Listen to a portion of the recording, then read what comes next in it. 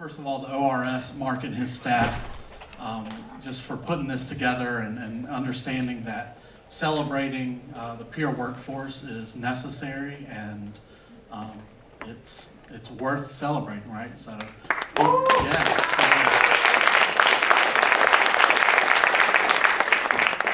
One thing I love about the ORS is that they epitomize the nothing about us without us. These are state level employees that are in recovery. And that gives me a lot of hope about the future for recovery, and really makes me proud. So thanks to Mark and his staff. I also want to thank all the presenters. Everybody has done a terrific job. And we're just really grateful for everybody that was willing to come. Don, I mean, it's funny because problem gambling is not something that was ever on my radar, because I personally don't struggle with that. And shame on me, because I mean, it's an addiction like any other. And so just because I didn't use a lot of substances, a certain substance in my lifetime, didn't mean I didn't recognize that as an addiction. So that was really informative. I'm really, again, proud of the ORS for taking that on. And Don is a great person to have at the helm of that. He's funny and very informative. Before I get to my last thank you, I really want to recognize what the purpose behind this conference was. This isn't just about getting some CEs. This isn't just about coming together and networking, although that's been really cool. Again, it's about you all. It's about this peer workforce. It's about recognizing us. It's about supporting each other. It's about, just really being here all together in one space has been really special. Everyone I've talked to about this conference, I did a lot of the logistics as far as registration. I was blown away by the fact that, I mean, every single corner of this state is represented either here or online. And a special shout out to my online chat room folks. There's been a core group that has participated all along the way. I'm really appreciative of that. Thank you, Elena, for causing me to let go of the control of the chat room so you could step in for me. I appreciate that. Thank you to the Rhodes staff. Everybody has had a role in this. Every single person. Thank you to the Rhodes staff.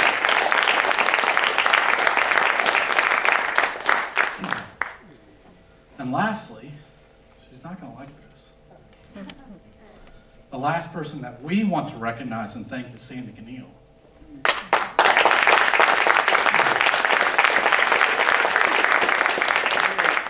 The one who has such a deep understanding and appreciation for everything this conference is all about. She's an inherently ethical person who's not afraid to stand up for what's right and is quickly to lovingly point out when we veer off course. She knows the peer workforce's rich history and has a huge part in that rich history. She believes in the value we bring to the behavioral health field, even when some of us at Rhodes don't believe it ourselves. Advocacy. Advocacy, Sandy Keneal? This amazing woman is a champion for the entire peer workforce. She empowers, she challenges, she cares, she wants the best for us, and so much more, but above all, she loves. So if we could just get one more round of applause for Sandy. Yeah!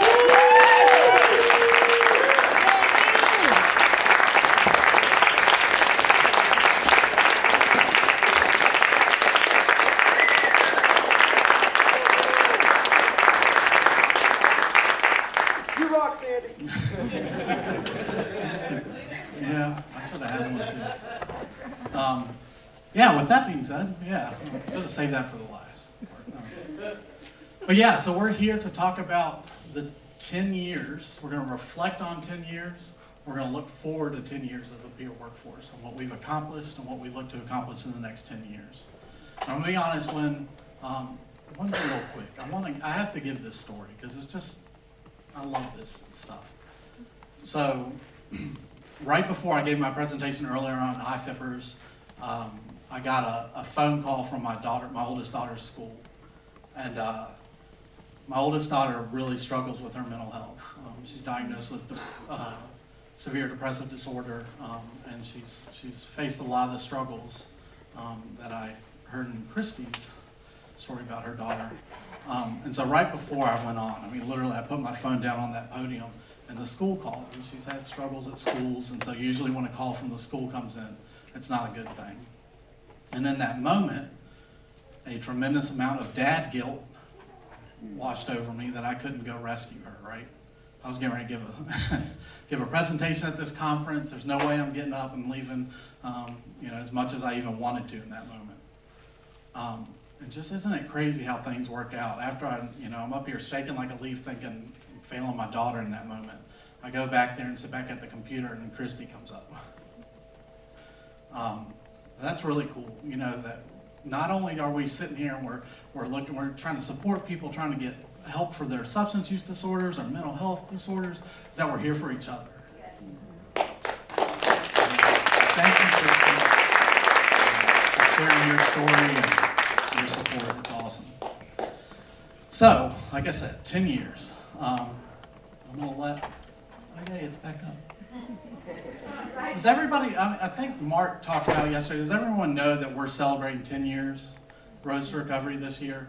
And it's not 10 years since we've been helping people. Sandy was doing that, well, Sandy's been doing that all her life, but Roads to Recovery was a thing in 2010, but we were incorporated in 2013, so this is our 10th year.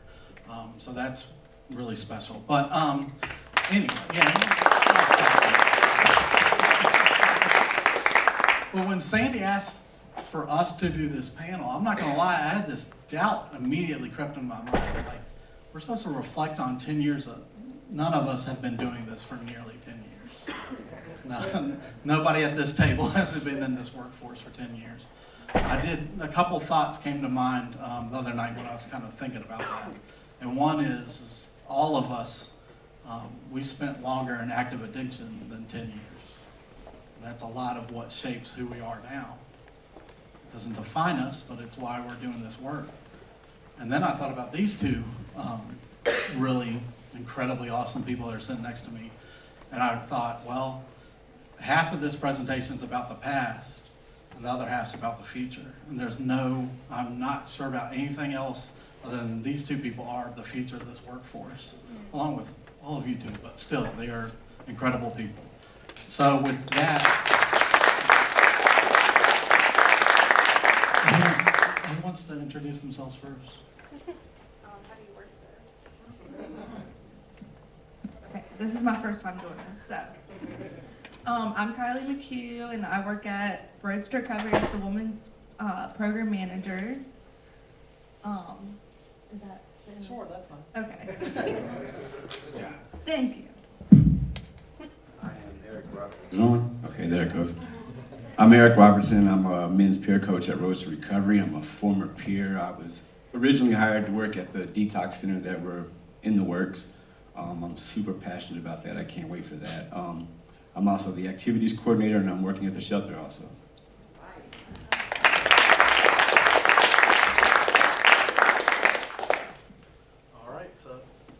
All right, so let's go ahead and get into it.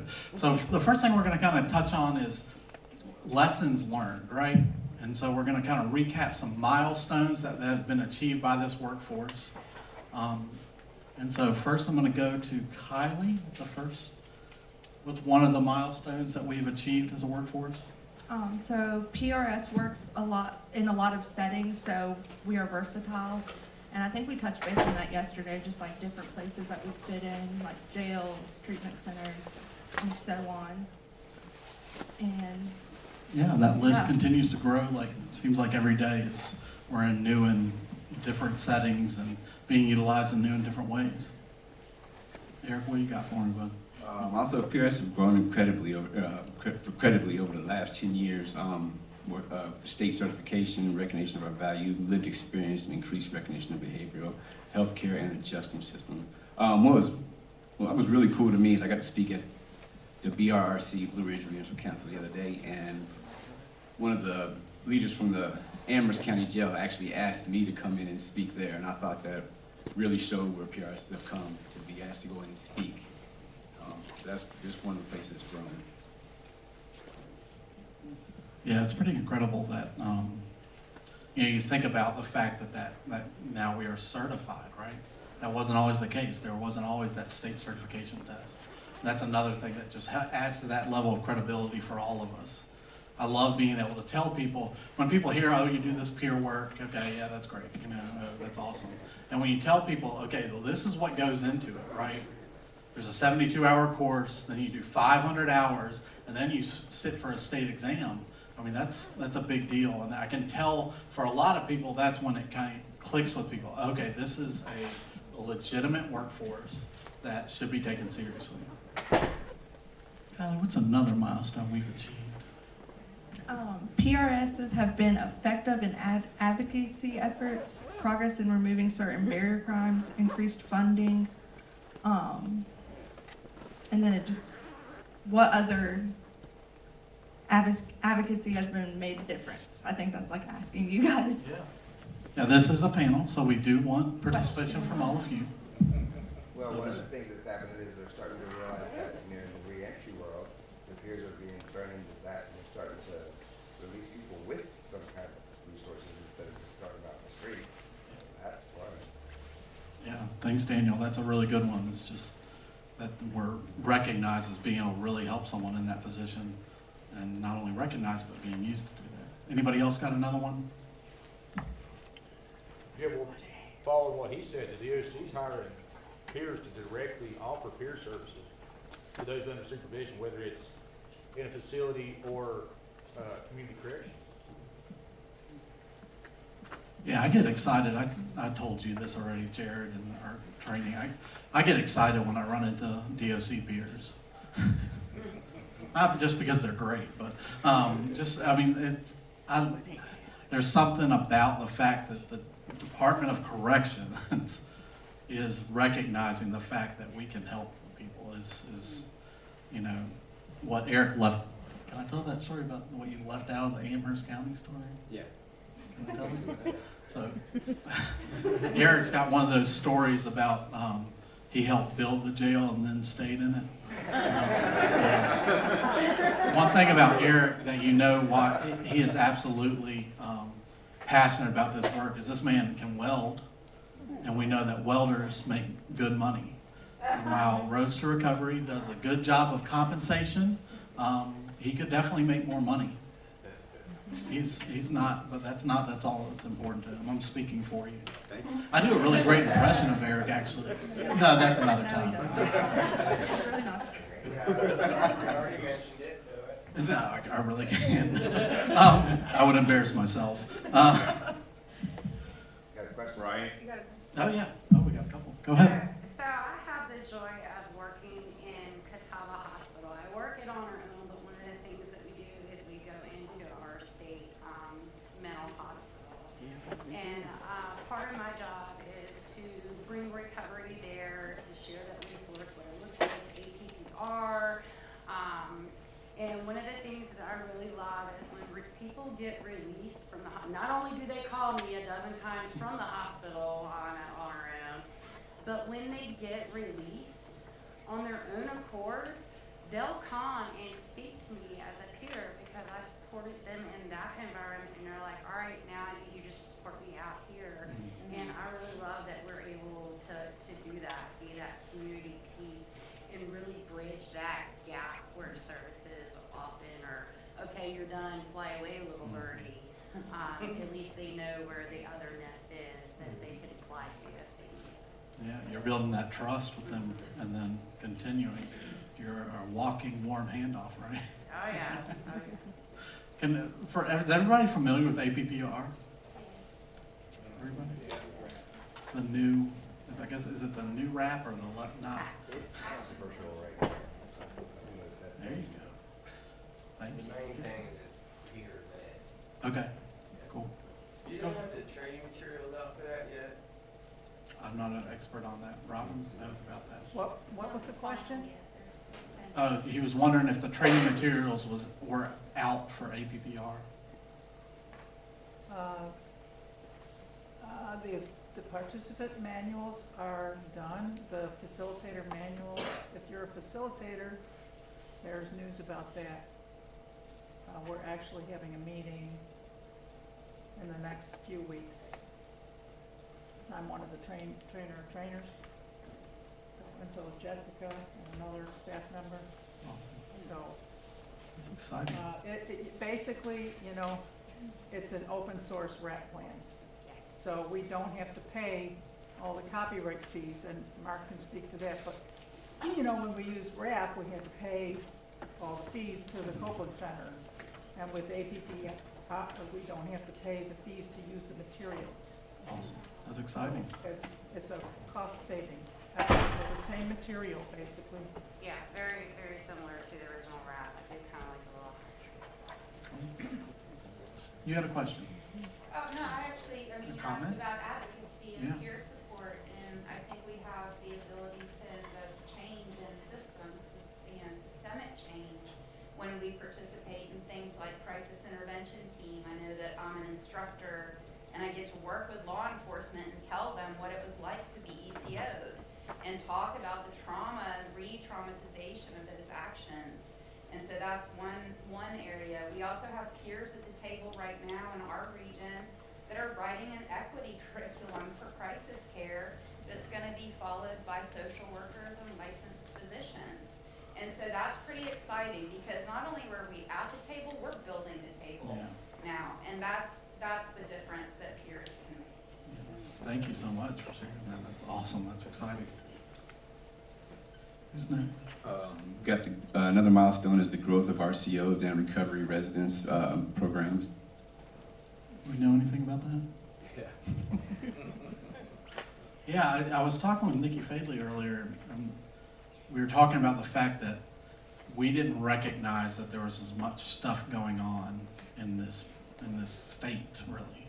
That's another great thing that this conference has done, is brought us together so we can learn what we're all doing. Now, hopefully we can do that, take that and run with it and work together.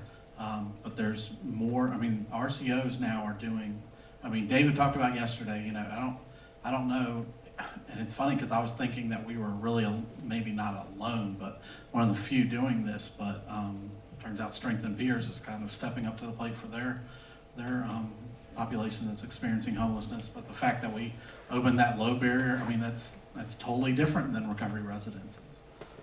But we're doing that, and it's because that's what the community need was. And Courtney's here right now. She's the program manager of the low barrier homeless shelter. So I don't think she got to get recognized yesterday.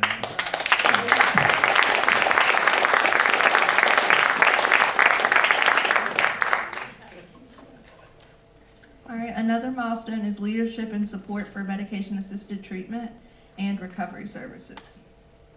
So, Yeah. So I mean, that's what the peer workforce, we were kind of champions on that for a lot of people. I know that, you know, for a while, some of the mutual aid weren't maybe supportive of that, and maybe still aren't. And the fact that not all programs would accept people on MAT wasn't something that was, it was kind of a faux pas within, you know, there was a stigma within stigma, right?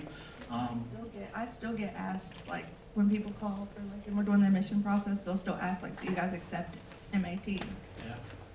Yeah. It's proud that we can, that we do. Eric?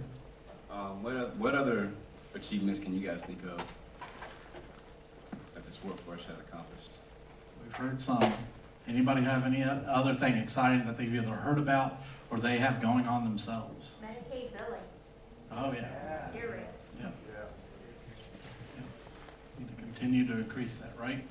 We made a big jump, and that's great, but it could still go up some more. Oh, that was a big advocacy piece too, that a lot of us from the peer support community had a hand in getting that rate increased, and DMAS getting on board and all that. That's the other thing too, is DMAS has really supported this movement too. We got some great champions there, and so it continues to be a growth thing with Medicaid, and I think that's really awesome. And like, we still need to kind of do a little more, but Hey, we're getting there. It's way better than it was. Absolutely. That's for sure. Yeah. Mount Doctors Community Service Board has opened the pilot program for peer housing in Virginia. And we're short-term residential from 1 night to 2 weeks, though we are going a little over 2 weeks right now. but we've just been open right at 2 months. And our entire staff is made up of peers, and they're 24/7, 365. And so we have our folks there that if they wake up at 3 o'clock in the morning and need to talk, they have someone there awake that can talk to them. And it's really been nice to have our folks come in, be able to interact with the peers, to find out everybody when they walk in, it's like, this isn't like a facility, this is home. And that's what we do. We feed them healthy meals, and we have recreation for them. You know, they have their TV and can watch Disney Plus and puzzles and painting. We have painting rocks and watercolors and all sorts of activities. We have one of our residents right now who has a book that's teaching herself how to knit.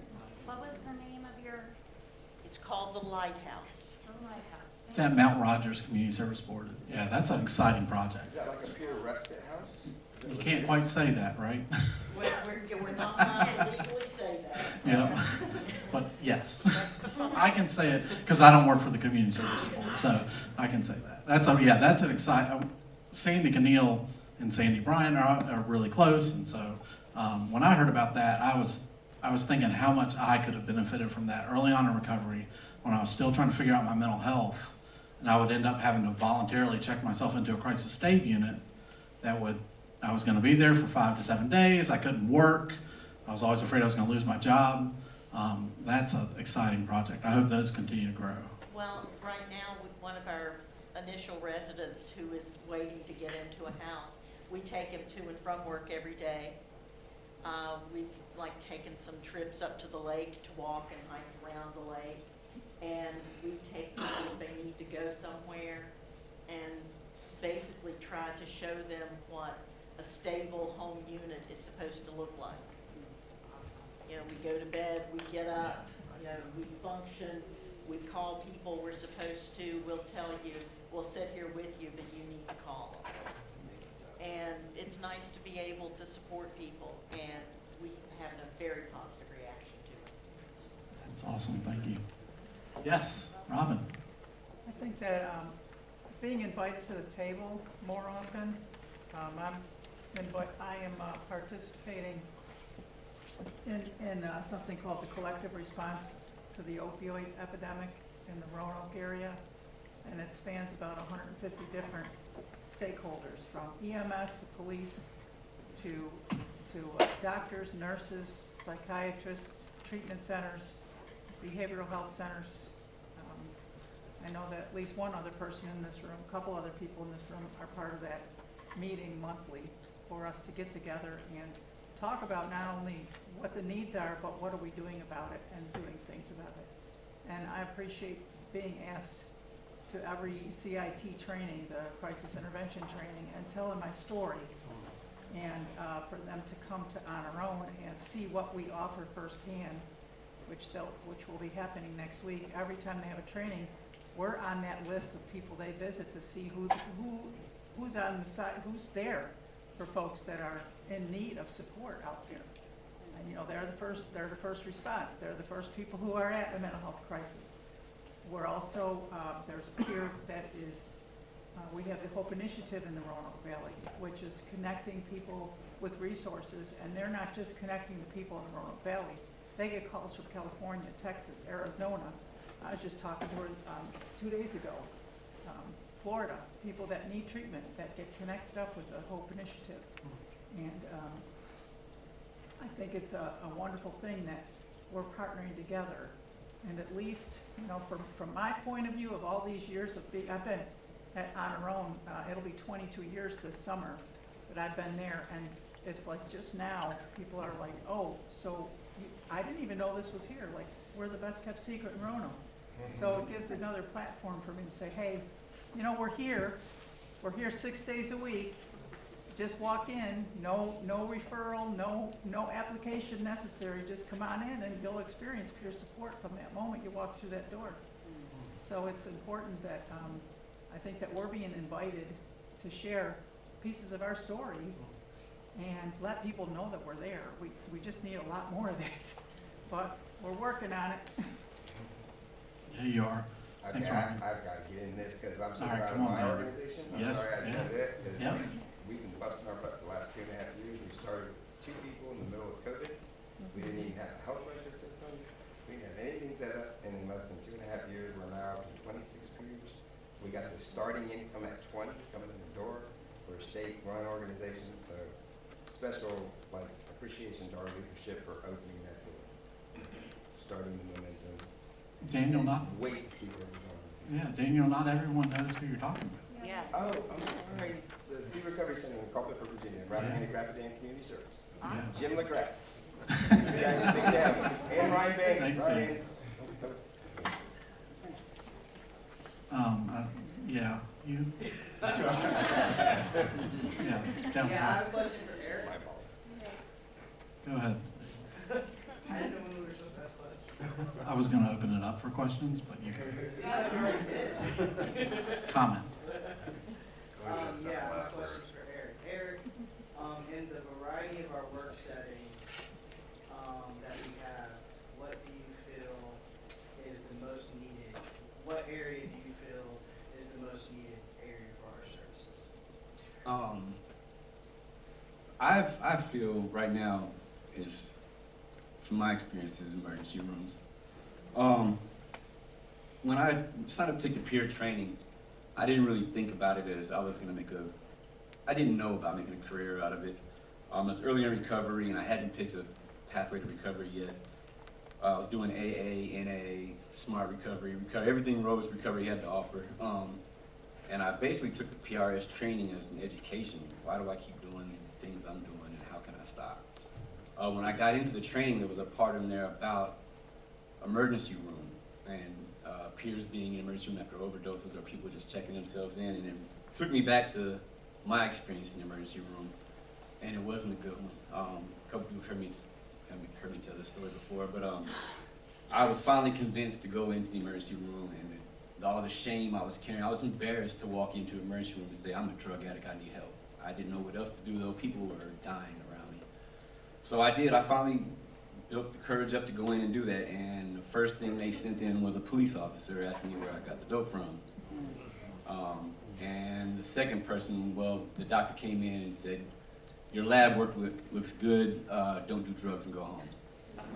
And he said it in front of a lot of people, and it was really the most embarrassing, degrading thing I'd ever been through. Just to get past the shame to go in there and think worst case scenario and then have that happen, it really was. So when I got into the training, I instantly thought, you know, what if I had one of, I thought, well, with the peers, what they had done for me in Rhodes, you know, they talked about it yesterday, the connection. What if I had one of the peers next to me in that bed as opposed to some police officer or a judgmental doctor? The nurses were great. I don't want to knock everybody in the medical field. They were, I don't know, they were more, even when the doctor said that, even the nurses were like, whoa. But so that's where my passion was lit to do this kind of work. So my opinion is in emergency rooms, detox centers. So I actually work in an emergency room, right? You know, but I work with people who are there involuntarily under ECMs and because of the bed shortage, they're under their TDOs.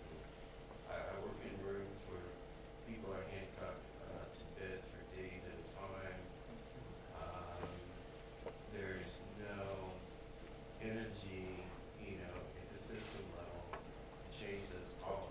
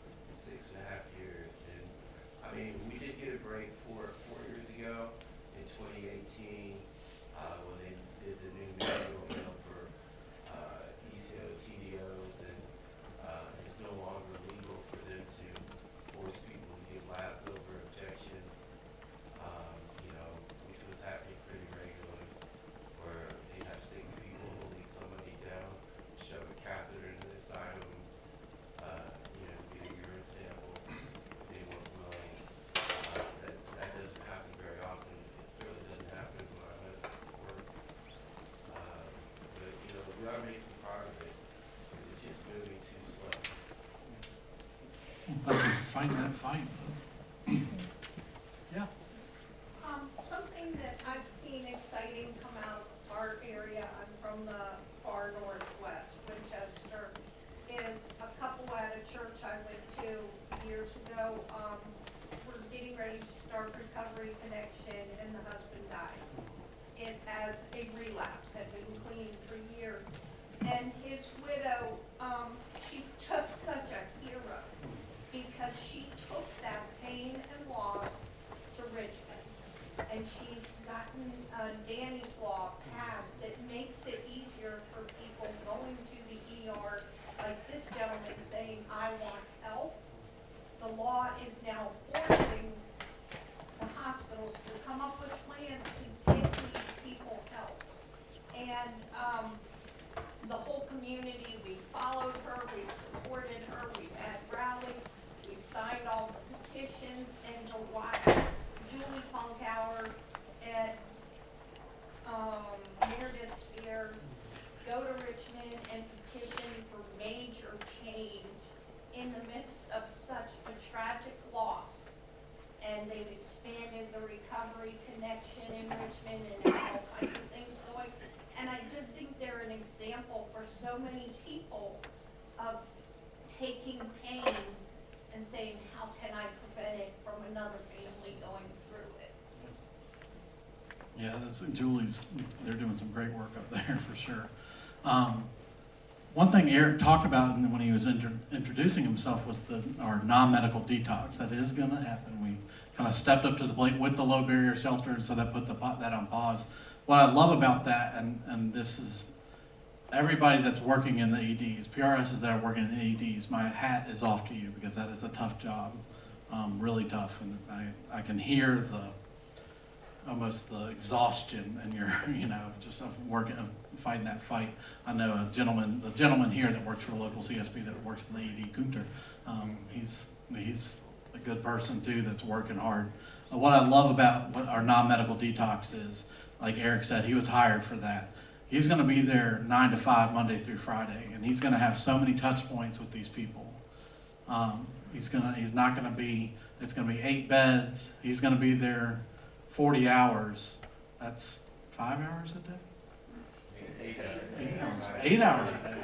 I don't do math. Mark Bogie does our math, don't worry. He's our finance guy, don't worry. I'm not doing that. I got my correction. Oh, another hand up, yeah. Yeah, I'd like to make a comment of what Eric had mentioned. If he had had a peer next to him in the emergency room, he would have felt more comfortable or more successful. Well, I'm a parent of a child who has substance use, and my first experience with a peer support person was actually in the emergency room, and that was 7 years ago, and now here I am as a parent, you know, going through my experience as a parent, trying to support my child. But I was very impressed with the gentleman in the emergency room on the compassion that they showed towards my child, where I couldn't, because I didn't have that experience. But I do like the fact that the emergency rooms and the CSPs do provide that open door. And I'm sorry that you did not have that available to you, and that's a shame. But I do like the fact that it is available now. And as a parent, I just wanted to say thank you. Thanks for sharing that, yeah. We're gonna go ahead and move on because, Kirsten. Oh. My question's for Kylie. Okay. I just want to know what inspired you to be a woman in recovery coach, and what's your favorite part about doing that job?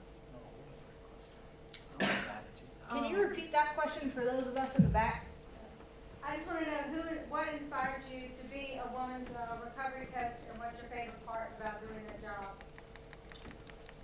Well, what inspired me to be a women's coach is because I'm a woman. But, no, well, I'm trying to think how to start off with this, because, well, I didn't even know what a peer recovery specialist was until about a year into my recovery. I had heard some people talking about it, and I just couldn't believe that that option was even out there to get paid to help people, because, I'm trying to think how to word this. Okay. So what inspired me was because when I was getting sober, my whole family is an addiction, so I didn't really have that family support piece, and it would have been really nice to have a peer recovery specialist there to guide me and help me. So that inspired me. When I heard that that was out there and available, I wanted to jump on it because I love helping people. It's not really work to me. What was the second question? What's your favorite part? What's your favorite part about? My favorite part is probably the house that we opened up last year was the Women and Children's House. That option really isn't, even when VAR came to accredit that house, they even said, wow, like they were just amazed that we had a Women and Children's House. Because I had one of our participants, she's the house manager of that house, she has a child. She started coming to, we were doing living in balance groups, and she started coming to that, and she so desperately wanted help. And she said, but I have my son, and it broke my heart because there wasn't really any options for her for that. So I took it to Rhodes, and next thing you know, we have a Women and Children's House, and just to be able to give that back to somebody that was struggling like that just meant the world to me. So that's probably my favorite part.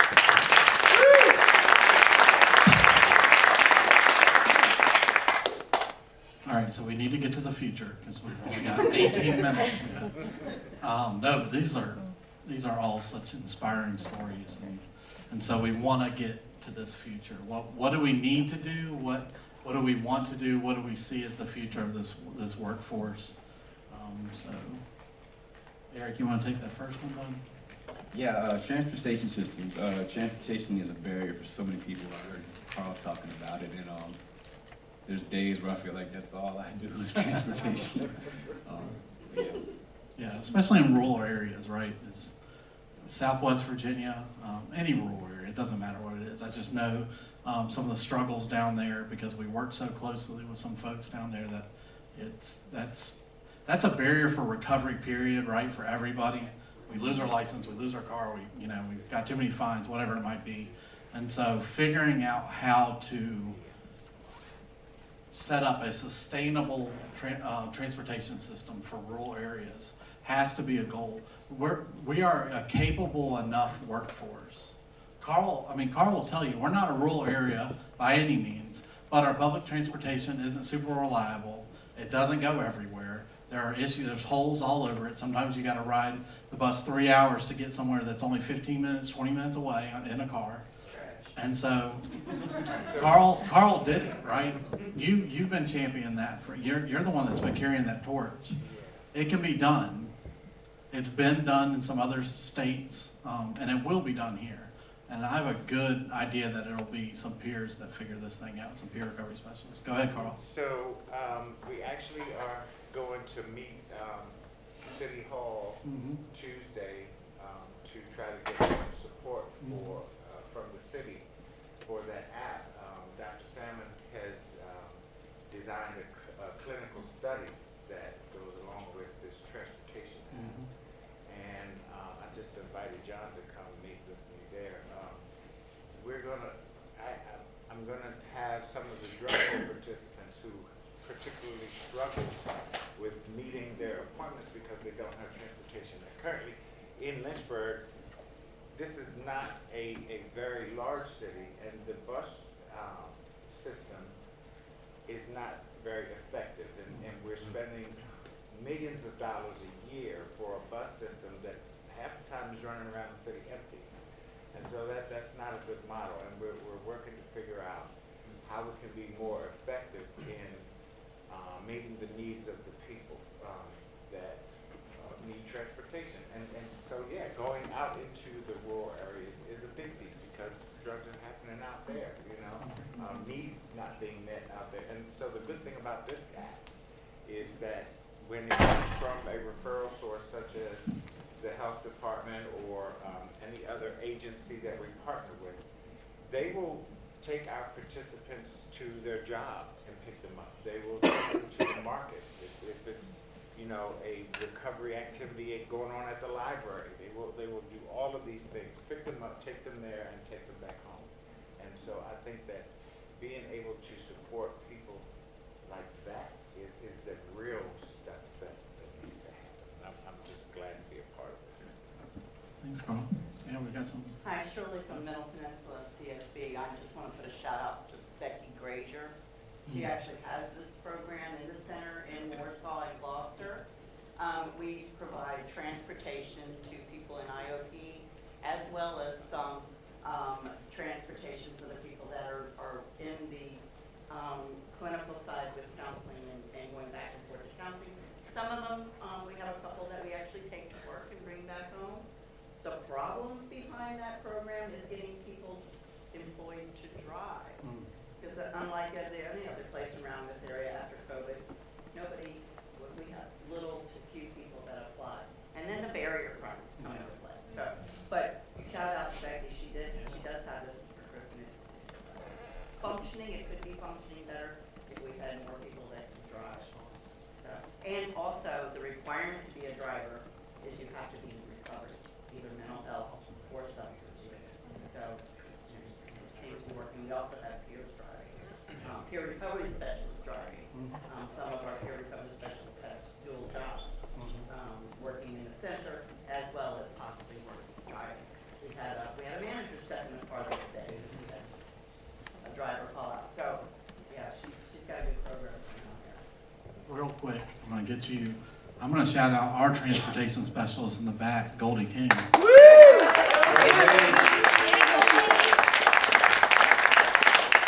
Goldie! Huh?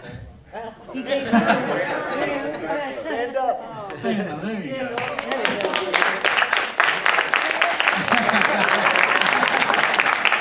That's our transportation specialist right there. You had something. So I would like to see some changes done with the Medicaid, Medicare transportation system. They say if you need a ride, call the number on the back of your card, but that doesn't count for AA, NA, any recovery groups. It only counts for doctor's appointments and maybe one grocery store run. I don't want people to give up their grocery store run, but maybe working within the system to say, hey, if this is a legit recovery meeting, allow them to ride the radar bus or allow them to use that source of transportation at least 5 days a week, because everybody could catch one meeting a day. I know it's a lot of burden, but it would really help if they could utilize the transportation number on the back of their car for actual transportation. And if it were actually effective. Thank We you. had a problem when I worked in crisis aid and we were trying to have a patient discharged to go on to their next level of care. And they say, okay, well, we'll set up an appointment to pick them up at 2 p.m. or such and such date. We discharge them and we can't take them back in.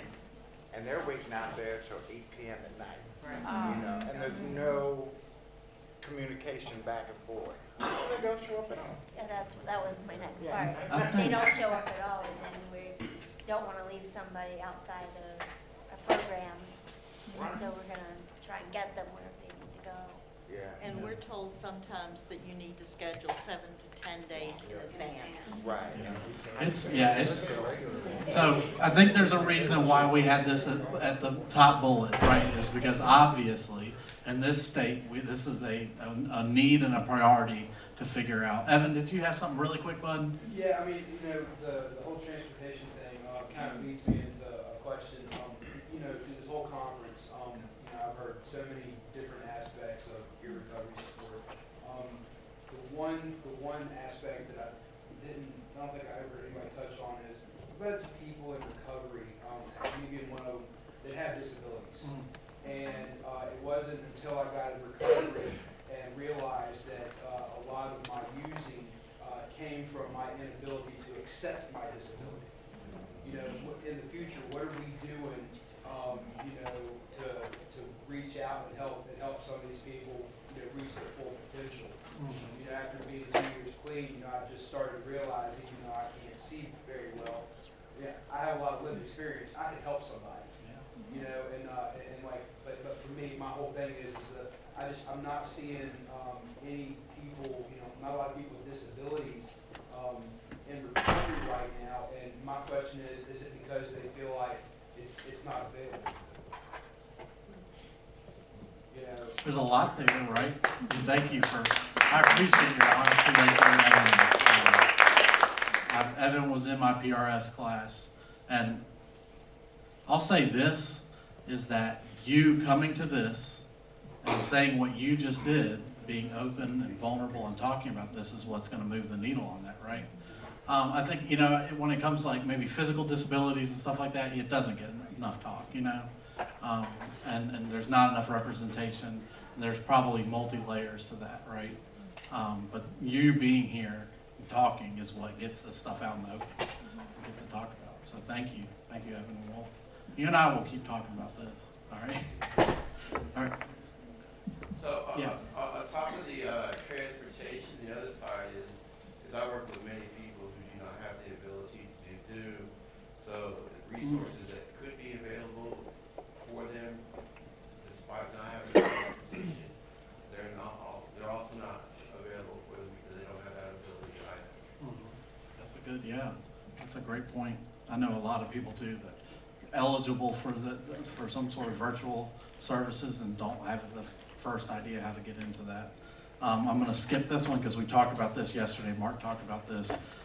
You know, there's a lot of people that are trained that aren't getting the certification. And we talked yesterday about barriers there and what we're going to do to fix it and all that good stuff. And I believe that Carl's doing that locally.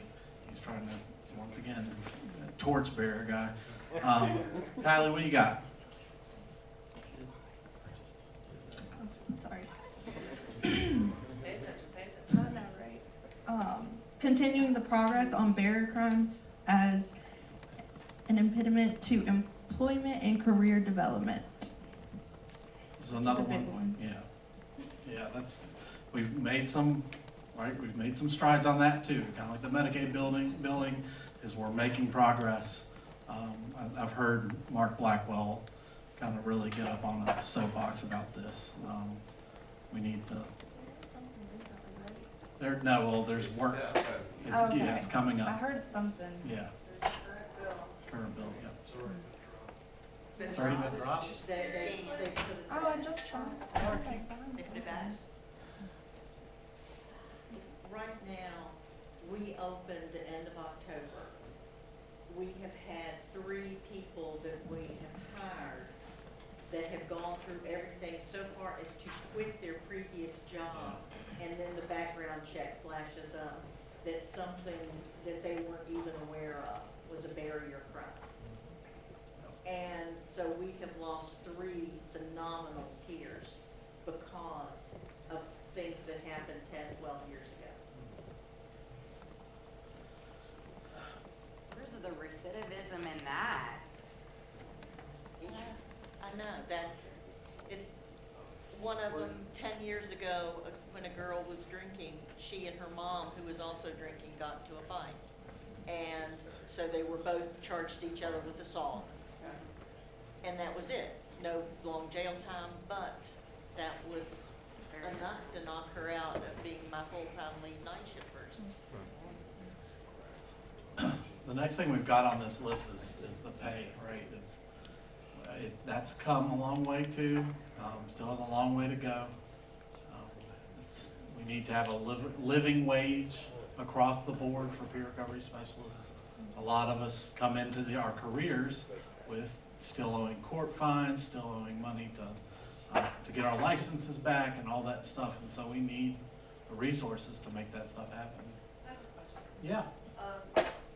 What if the felon or incarcerated, Mm-hmm. jail or prison, and has that felony, how would they get the CPRS? How would they get that certification?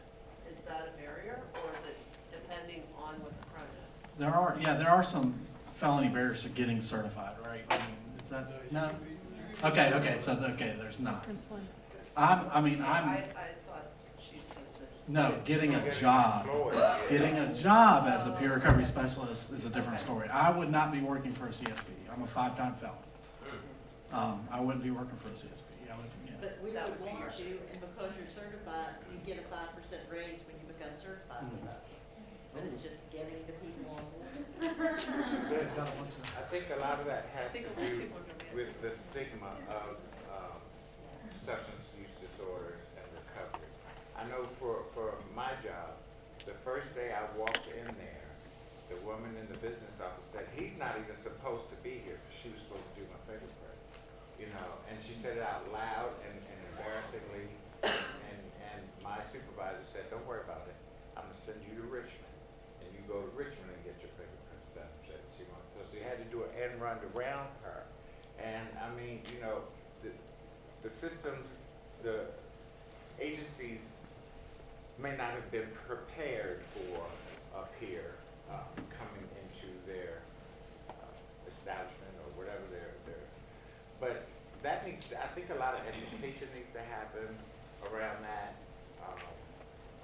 in different systems like the criminal justice system, the health departments and CSBs, and like we need to share more than we siloize. Yeah. We need to share more. Jared, did you have something real quick? Yeah, and with barrier crimes, there's things that the state will consider barrier crimes. And then there's also other barrier crimes that the organization will Yeah, also include. So absolutely. I got denied a job in CSB. I was ready to quit my job, and like this was my job, it was made for me, it was my destiny. And got all the way through the hiring process, and a possession with intent from 15 years prior kept me out of the job. Yeah, exactly. It's not just the state level. Some agencies do have their own separate barrier crimes. So we're getting ready to close out. It's 4:27. Again, we really appreciate everyone that stuck around this afternoon. Everyone that's still in the virtual rooms. This was a great turnout. I wanted to see if there's anything you all want to say, some parting words. I had one of those aha moments yesterday. And I was talking to Sandy and some people before that, and what's going on here. Just the essence of this conference. I'm in a room full of people that have transformed themselves, transformed their lives, and they've dedicated their lives to transforming others. And I'm so blessed to be a part of it. Thank you all for being here and doing what you do.